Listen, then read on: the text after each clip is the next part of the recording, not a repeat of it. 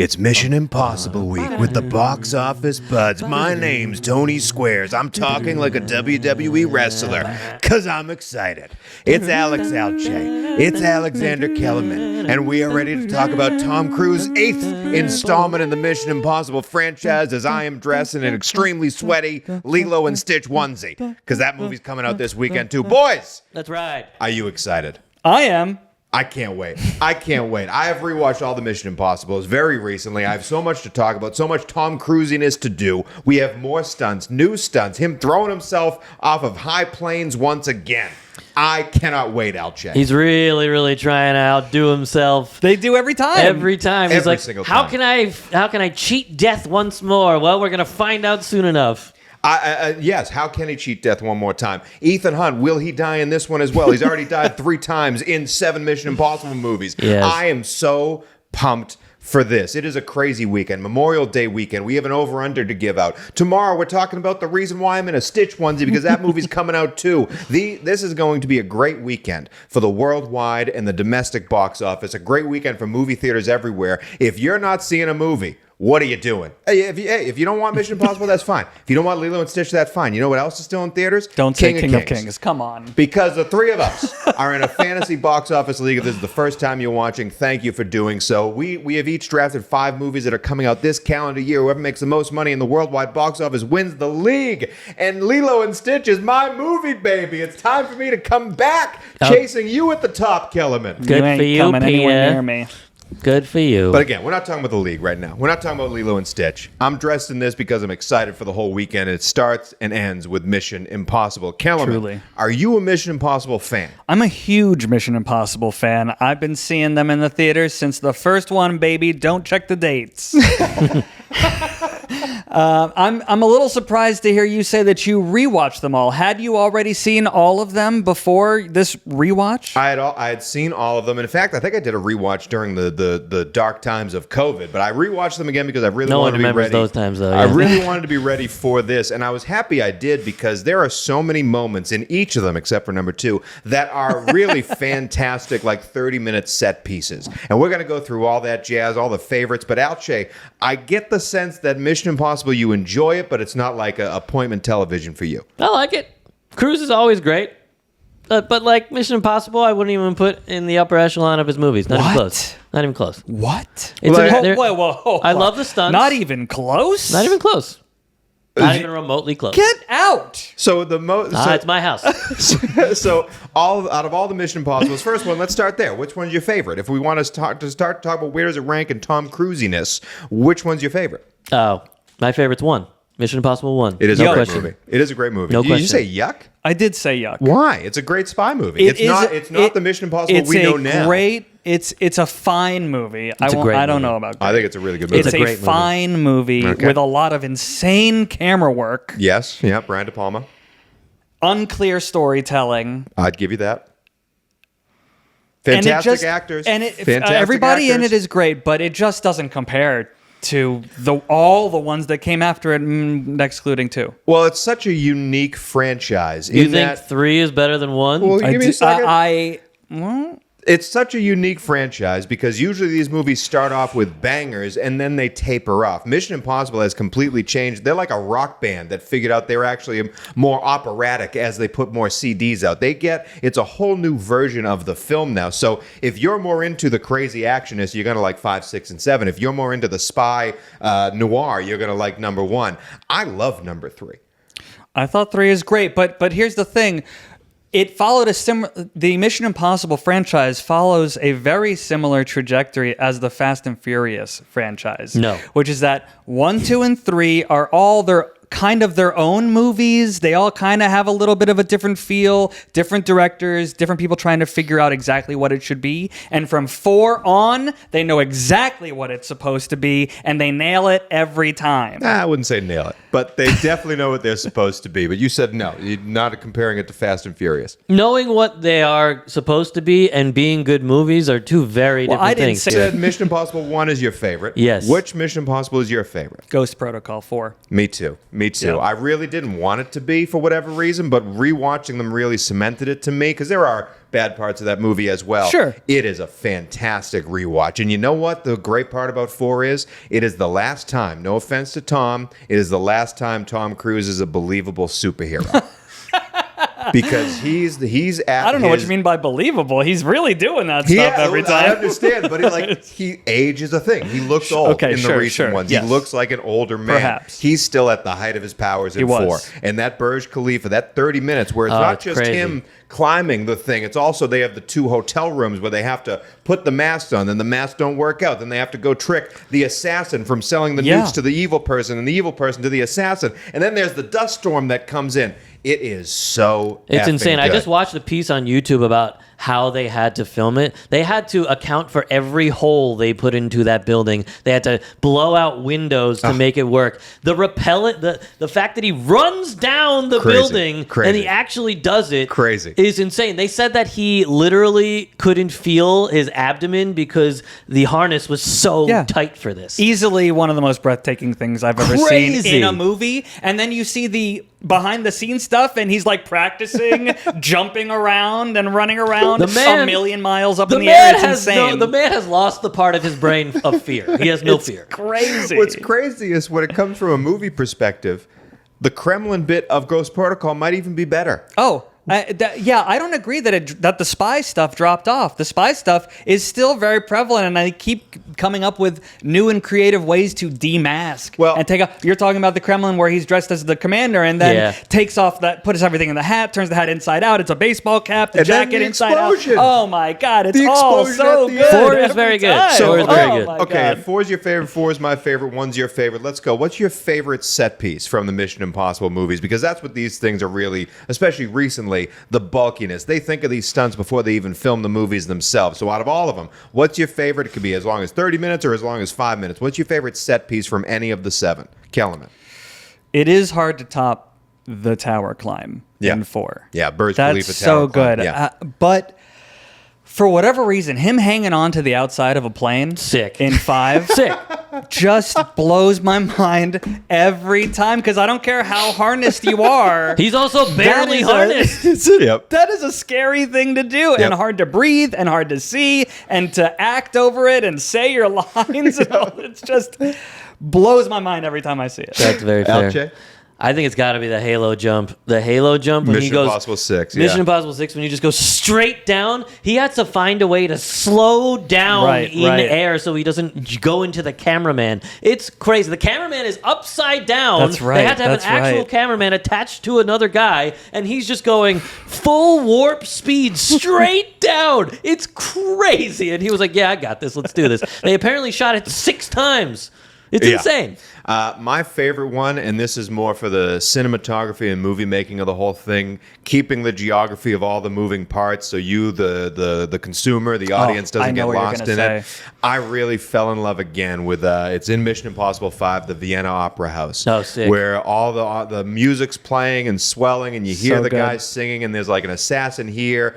Rebecca Ferguson is in the little lighthouse. Tom Cruise is battling the guy as the lifts go up and down with the lights. All the set pieces going up and in down. it, and so I Incredible. have a unique experience where like I've been a part of the opera at the LA Opera House, so like I've been behind stage while a show's going on, and the authenticity they had with telling that story in that locations, how those theaters work, it was so pretty. And then you watch it again knowing what's going to happen and you listen, the music, every movement is hit with a cymbal, is hit with the horn, like everything is set to the timing of the music. It is perfection. Really beautifully crafted. When it comes to that. So that's going to be my favorite All set right, you guys piece. just got me really excited for this movie now. I can't wait for this one. You got me more excited than I was coming into this. Now, this one is a part 2, which is the first time they've connected storylines before in Mission Impossible. This is the first time where they've said Dead Reckoning Part 1. Mission Impossible 7 was Part 1. He ended with that train scene, which is another great set piece. He has the key. Sick. He has the key. He doesn't know what it goes to yet. He kind of knows the sub that it's on. He doesn't know where the sub is. People are switching sides. We don't know what's going on. And now we have part 2.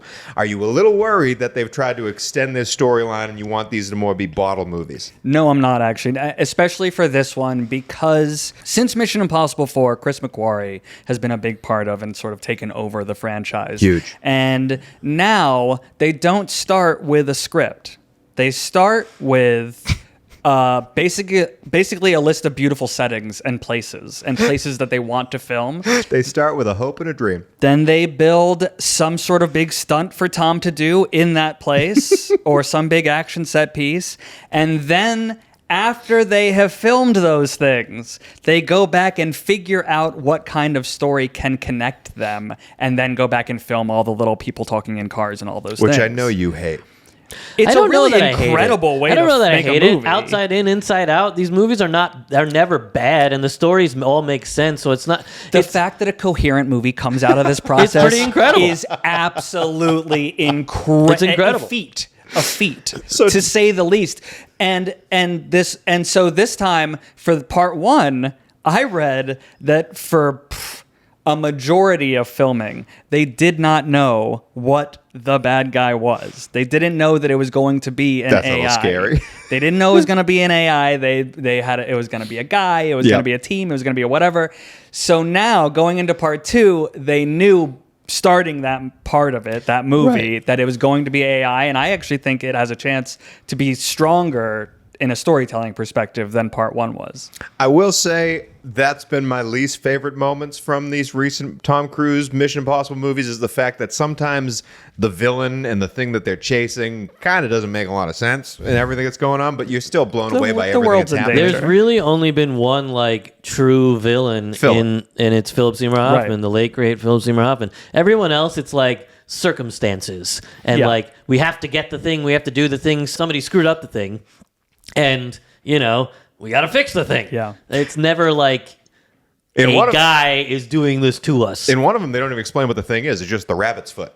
That's right. They don't even explain what it is.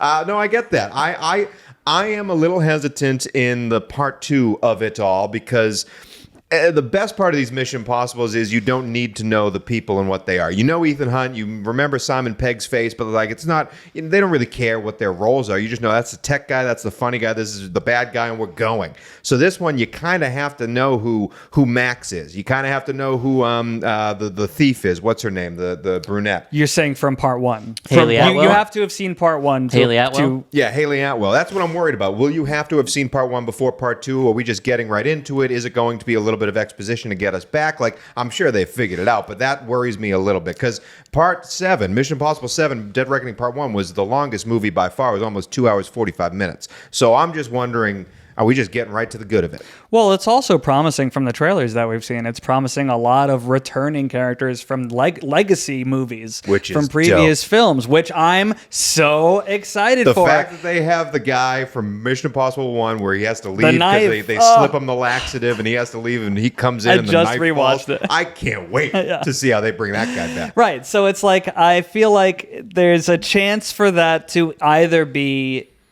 It'll either manifest itself as you have to have seen every movie to really enjoy this one, which I have. Or I think more likely it'll be its own standalone movie, and the fans who have been there for everyone will be constantly going, "Oh, that guy!" Ooh, it's a Marvelification, yes, if you will, sure. of Mission Impossible. The movie will stand alone. Someone like me who likes it, doesn't really care about the overall of it all, will still enjoy it. But the people who are in it to win it will really be obsessed with the little details. I'm excited. Before we get to the guessing of how well this movie will do, because I do believe it's going to do well, I have a question. When you think Mission Impossible, you think Tom Cruise, obviously.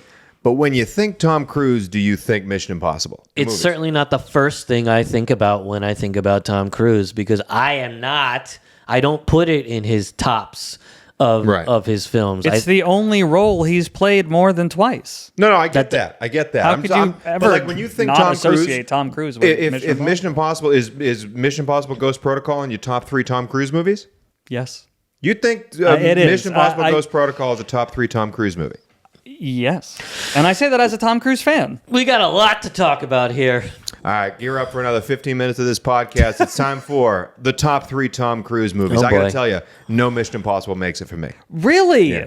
and I really like him.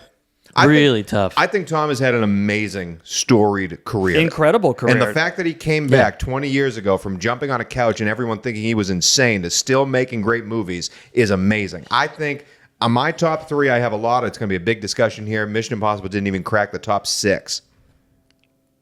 I'm speechless. Yeah. Let's start throwing them out, baby. Well, what's your number 1? A Few Good Men.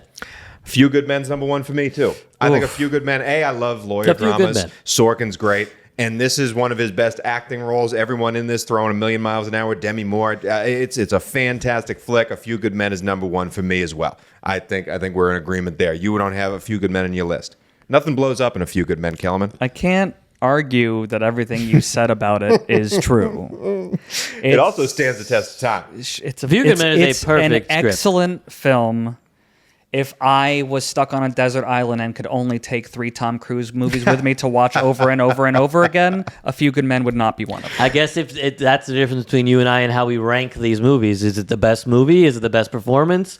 You know, For me, You're open when to it to give you a little bit of insight into my brain, Yeah, when what's we're going on talking up about there? it, when we're talking about a top 3, I'm thinking about movies that I can rewatch over and over again. That's Movies fair. that I just love so much, it doesn't matter how many times I've seen it. I'm gonna love it the next time I I gotta watch tell it. you, I've rewatched anytime it was on TBS growing up. I was gonna say I saw it on TV way more than I've just like from watched when it I all was the way like through without 8 to commercials. like 25, I would watch that thing, and if it was on today, it's hard to turn off. It's At the so end of the good. day, for me, it's still just a courtroom drama. Oh, you're crazy. Well, it is. it's a courtroom. good one. I mean, It's a good one. It may be the best one. But I possibly even the best courtroom. Can I drama give you movie. some Tom Cruise movies that didn't make the cut for me, just Sure. to see if they're on your Yeah. list? Yeah. I do love The Outsiders. Don't know if you call it a Tom Cruise movie. Love that I movie. do not. though. I do Ensemble, not not consider it a Tom Cruise movie. Risky Business Great movie, not up there for me. I like it. It's fun. and The Firm. Great movie, not Firm up is there for also me. good. I kind of feel the same about The Firm as I do A Few Good Men. A Few Good Men tops The Firm. That's why The Firm didn't make it for me. I assume you're going to put Jerry Maguire. Jerry Mack. that one I gotta be feel up like there. just has to be on a top Gotta be 3 up there. Tom Cruise list. It did make my top 3 list. Yeah. It didn't make your didn't. top 3 I list. really like it. There's nothing against Jerry Maguire. Dude, It didn't make my top 3 Jerry list. Maguire. The reason why A Few Good Men and Jerry Maguire, not just because the performances are out of this world, and he absolutely nails it. He's also He does nail it. Tom Cruise is a great comedic actor. Yeah. Tom Cruise is hilarious. Tropic Thunder would not be on this list, but he True. nails it. Yeah, he's so great He in it. crushes it. And in Jerry Maguire, from when he's screaming, "Show me the money," to everything in between, he's also like status-wise, he's beta in a lot of the scenes, Yeah. which is rarity for him. He crushes it. Meanwhile, his chemistry with Renee Zellweger, out of this world. Jerry's got to be up there. You can say what you want about Renee Zellweger. She's excellent. It's a whole other podcast. They gave Kellerman an aneurysm. I just won't say anything about Renee Zellweger. I think we call that. Speaking of chemistry, and speaking of playing with status, a movie that had to make my list because I rewatch it every time it's on TBS, and I think it's his best acting performance as an actor. One of my favorite movies of all time, Rain Man. No. I think Rain Man for Tom Cruise is absolutely in my top 3. I think it's a fantastic flick. I would put Rain Man over A Few Good Men. Get the Oh, fuck wow. out of here. Get Wow. out of my life. Dude, Wow, you don't like Tom Rain Cruise Man? and Philip Seymour Hoffman? You don't Dustin like Rain Man? Hoffman? Dustin Hoffman. Tom Cruise and Dustin Hoffman? You don't like Rain Man? I like What Rain a Man. duo. I like Rain Man. You dismissed it so evenly. It's not even remotely close for me. my God. To A Few Good Men. Wow. Also, I agree with also, I think they're both guys. If Top Gun 1 isn't on this list, I don't know what we're doing. even. Top Gun didn't make my list. If Top Gun 1 isn't on this list, I don't know what we're doing. No, I would put Top Gun Maverick over Top Gun 1 No. personally. Top Gun Maverick is fantastic. So Top good. Gun 1's going to make it for me over Maverick. I do not have a Tom Cruise action movie on my list. Top Gun's got to be up there. I know, and I don't mean to, Kellerman. I love him. Because the third movie on my list involves my favorite actor of all time, a Scorsese flick, The Color of Money. One of his first movies for Tom Cruise. It is such a great movie. Paul Newman and Tom Cruise are phenomenal together. It's a great movie. It's a great sequel, but no, it is not making this list. Okay. I love that movie. I can't believe we've gone this long without talking about the movie that contains Tom Cruise's actual greatest performance of all time, which is Magnolia. Oh, I thought you were going to go Edge of Tomorrow. No. Great movie. Magnolia great performance. is unquestionably his greatest performance. I don't know if He may have even been nominated for that. What can producer TJ? Can we see if he was I nominated? think he was for Magnolia? nominated for it. Yeah, I mean, I think it's a phenomenal movie. Debatable whether it's a Tom Cruise movie, maybe, but performance-wise, it really stands out. This is a to tough me. list. We have to crack down. I think we're agreed that A Few Good Men's on there from me and Alche having it. Does Legend come anywhere near for anybody? No, Okay. does not. You want to put Rock of Ages on there? No, thank you. No. I think I forgot about Rock of Ages. I think A Few Good Men is on there. I think agreeing with the two of you, I think Top Gun is on there. We need our third. I can't believe you don't want any of the Mission Impossible movies on this list of greatest Tom Cruise movies. Jerry Maguire. Yeah, I guess it has to be Jerry Maguire. So the top three Tom Cruise. Oh, yuck. There's no action movies on the greatest Tom Cruise list? No, that's not true. The top three Tom Cruise movies are A Few Good Men, Top Gun, and Jerry Maguire. That's a great top three. Yeah, it is. It's pretty solid. Pretty unparalleled. Let's go to Mission Impossible 8. How good will this movie not just be, but perform at the box office? We play some continual games on this show, and thank you for if this is your first time watching, liking, subscribing, doing all the things to help us grow. We do truly appreciate it. I promise I'm not always dressed like a moron. But we do play some continual I games can't on this always show. promise that. We guess the domestic box office for that big movie coming out this weekend, and over or under. And then we also guess with the bigger movies how much it's going to make in totality. Because as I said, beginning, this is our good friend Dangles. He's a part of our Fantasy Box Office League. This is his biggest movie coming out this year. He needs this to be successful. Past Mission Impossibles, less successful than you think. They make money, don't get me wrong. Okay, the lowest one was Mission Impossible 3. It made almost $400 million worldwide. The highest one was Mission Impossible 6, made $824 million worldwide. The last three, which is probably the best to base is off of, 55, 61, and 54 million domestically for 5, 6, and 7. That was opening weekend. Opening weekend domestically. Again, this is coming out Memorial Day weekend. We're just counting Friday, Saturday, Sunday. But for the overall gist of the thing, how much money do you think MI8 makes? Again, MI7 was 571. Overall, gosh, I'm kind of surprised that none of them have cracked $1 billion, to be honest with you. 824 is the highest, yeah. I'd say, and that wasn't the last one. That was 6. That was 6. I'm going to go with $750 million for that. 750 for MI8. That would be a huge jump from what MI7 did. I'm kind of going off of the part 1, part 2 thing because I do think more people will see this, but I'm torn. I'm torn whether more people will see this or if you have to see MI7 to see MI8. I'm going to go, if MI7 made 570, I'm going to go MI8 makes 475. 475. God, coming out against Stitch is so tough. And you have all these movies like Fantastic Four, Superman down the line. Like, it's not going to have a huge, long shelf life here. Jackie Chan's coming out with a movie next weekend. Yeah, I'll go Karate Kid. 475. Don't dismiss the wonder that is going to be Karate Kid Legends. There was no sarcasm in my I voice. felt it from my bones. Listen, I think this movie is going to do exceptionally well, regardless of the sequel factor. The word final in things is very helpful in the box office. The Final Reckoning, I think this cracks 750. I'm going with 751. You're gonna prices right me? You better believe it, You're baby. gonna prices right me over $1? Yeah. Come on. No, 751,000. A full 1,000 after. All right, after that, let's go into how much money does Mission Impossible make domestically? Opening weekend. Producer TJ gives us a number. I will say you two boys won last week's game. Alche has tied me with an 8-6 baby. record. You're catching up with a 6-8 record. This could take you one step closer to 500. Mission Impossible 8. While we're looking at the number, if you want to watch yesterday's episode breaking down a spoiler-free review on Final Destination, check it out. It's up on the YouTube and wherever you listen to podcasts. Domestically, over or under. Mission Impossible 8. Will it make over or under a 3-day total of $70 million? That is a big number compared to what it usually makes, as number 6 has the highest with a $61 million output. It is coming out against, if you hadn't guessed, Lilo and Stitch directly. However, Mission Stitch Possible, it's Mission coming. Stitch Possible, this is going to be a huge movie weekend. $70 million, 3-day weekend. Kellerman, you're last in the standings. You're going first. Gosh, that's so tough. How much competition will Lilo and Stitch create, or will it be some sort of double feature phenomenon? Don't sleep on Final D either. Final D's still in the running. Like Still I in the said, final. theater? Final's a really important word. Final Destination still in the theater. Over under 70 million. I'm going to say over. 70 million. Saw my girlfriend last week, gave her the final D. Alche, 70 million. You schmuck. I mean, I just said it's going to make $751 million. If it's not making over 70 million, we got a big problem. However, I do think that's a lot to do with international numbers. I think this is going to do well internationally. Stalling over.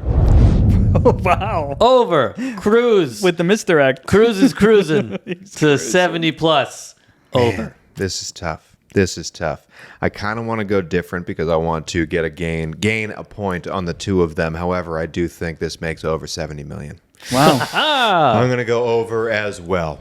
I think it's a big weekend for Get to the movies, altogether. folks. Yeah, I mean, here's the thing. Tom Cruise also constantly pushes go to the movies. He does all kinds of promos that are just The popcorn go to bucket the is movies. you have to use keys to open the actual popcorn bucket. Go to the movies, Yeah, folks. that looks pretty cool. It's the final Mission Impossible. And that's the final part of today's segment of the Box Office Buds. Tomorrow we are releasing the Lilo and Stitchification of this show. We're going to be previewing a movie that is set to take over the world. We saved the best for last. How does a Tom Cruise Mission Impossible movie get beaten out the same weekend? Because it's Lilo and Stitch time. We'll see you tomorrow. Yeah.